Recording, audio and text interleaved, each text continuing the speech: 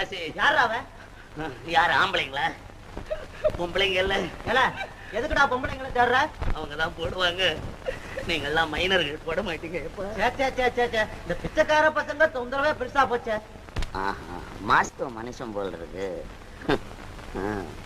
பிச்சைக்காரனை வளர்த்ததே நீங்க தானப்பா. வீட்டுக்கு வீடு திண்ணை வச்சு கட்டுறீங்களே, எங்களுக்கா உங்களுக்கா? ஏப்பா ஏப்பா யாருக்குடா? ஏப்பா பரவாயில்லையே, சோறு போட சொல்றேன், ஒரு நல்ல பாட்டா பாடு. பாட்டா?